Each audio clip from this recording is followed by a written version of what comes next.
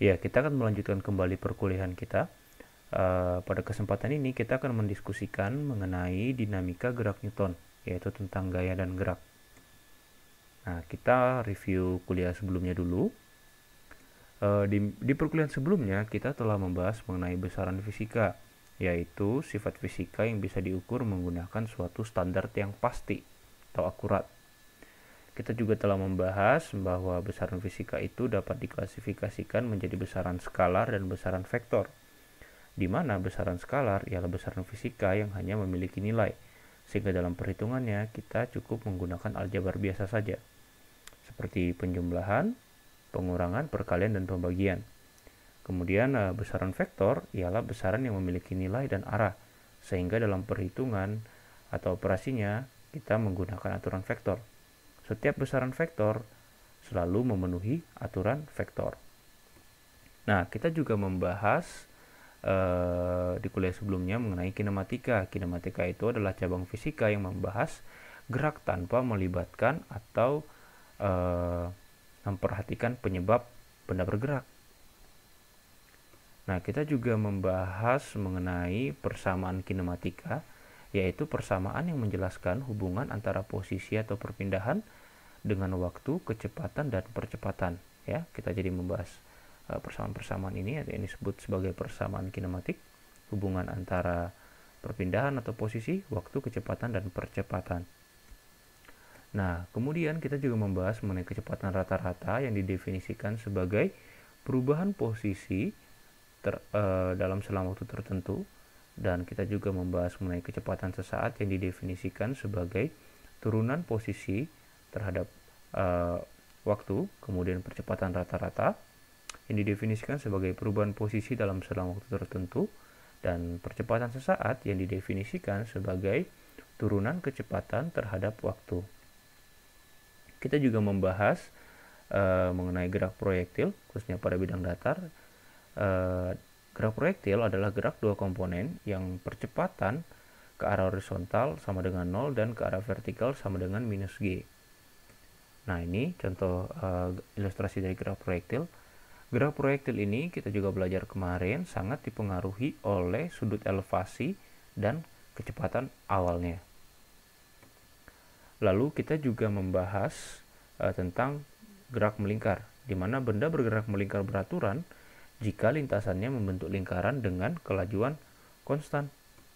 Nah, benda dapat bergerak melingkar itu karena adanya percepatan sentripetal atau percepatan radial yang arahnya selalu menuju ke pusat lingkaran.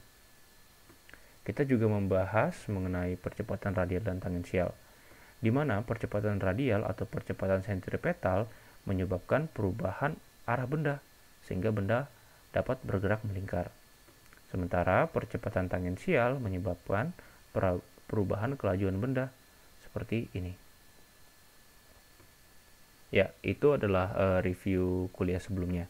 Dan kita akan langsung saja membahas mengenai dinamika gerak, di mana hal-hal yang akan kita diskusikan di sini diantaranya mengenai konsep gaya, lalu hukum 1, 2, dan 3 Newton, kemudian gaya-gaya khusus, lalu penerapan hukum Newton, dan yang terakhir ialah hukum Newton pada gerak melingkar. Ya, perhatikan terlebih dahulu animasi ini, ya, di mana kita lihat di sini ada pohon apel, di mana apel masih tergantung pada pohonnya, di mana kalau ditergantung berarti posisinya diam, kemudian tiba-tiba dia jatuh ke bawah, artinya bergerak. Nah, pertanyaannya, mengapa benda ini bergerak? Mengapa apel jatuh ke bawah? Nah, kalau di perkuliahan sebelumnya kita melihat bahwa benda yang awalnya diam kemudian dia bergerak itu karena dia mendapatkan percepatan, ya. Karena dapat percepatan sehingga timbul kecepatan, akhirnya benda berpindah posisi dalam selang waktu tertentu. Dalam hal ini kita melihat bahwa percepatan menyebabkan benda bergerak atau benda memiliki kecepatan.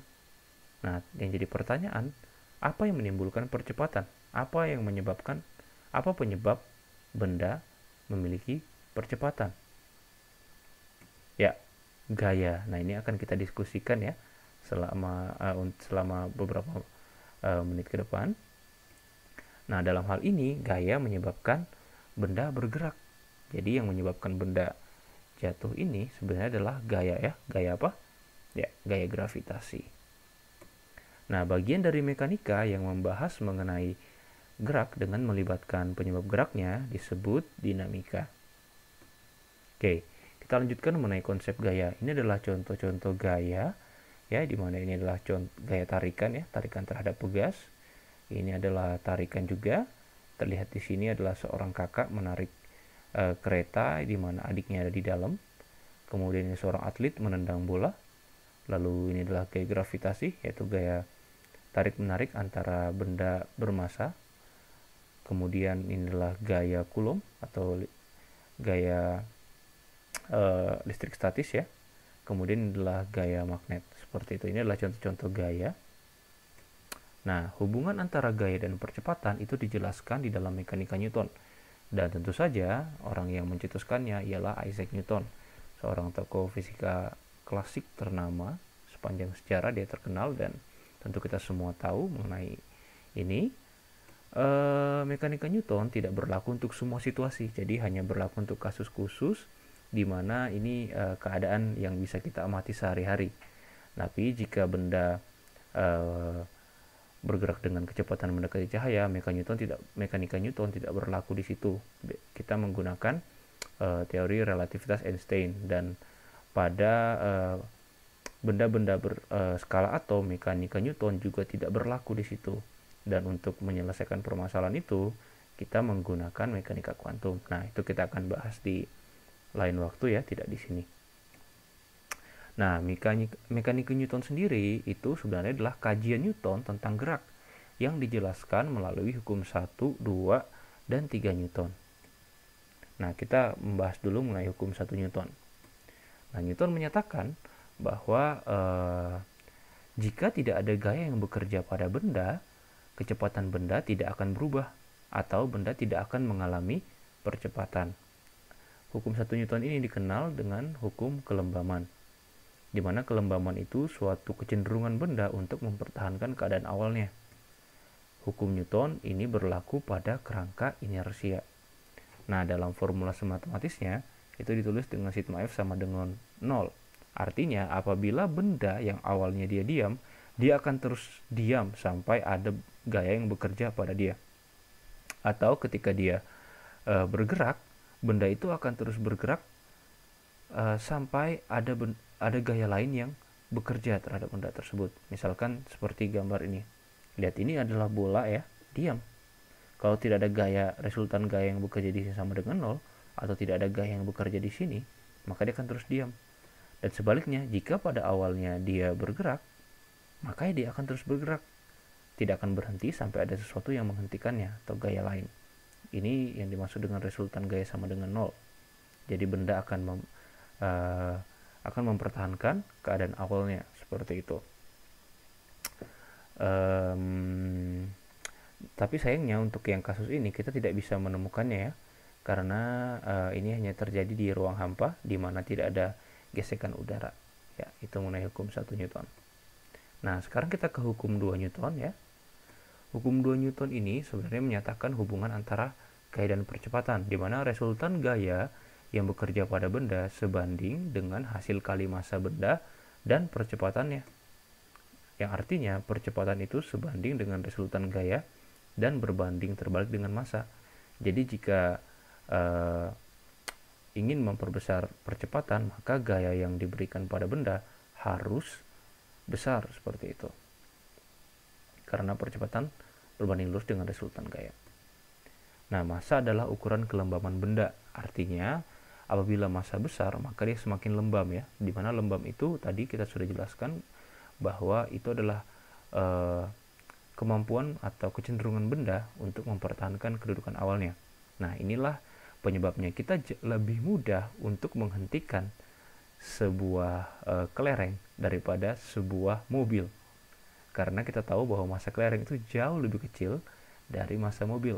Ketika keduanya bergerak terhadap kita, kita akan sangat mudah untuk menghentikan kelereng dengan gaya yang kecil. Sementara untuk menghentikan sebuah mobil yang bergerak menuju kita dengan gaya yang sangat besar pun kita akan kesulitan. Nah, karena itu adalah ada faktor massa di sini, ya. Semakin besar massa, maka benda akan semakin lembab, dia akan semakin kuat kemampuannya untuk mempertahankan kedudukan awalnya. Dan berlaku pula sebaliknya, kalau massanya kecil, maka dia akan semakin mudah untuk kita ubah keadaannya.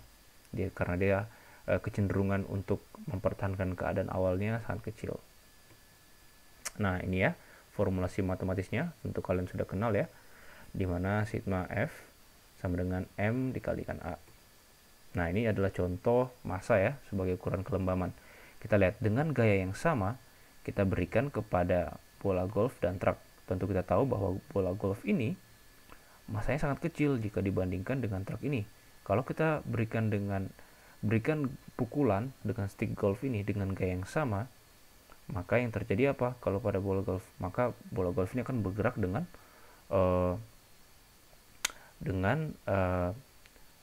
percepatan yang besar ya. Nah, kalau truk ini kita pukul dengan stick golf, maka tidak akan terjadi apa-apa ya.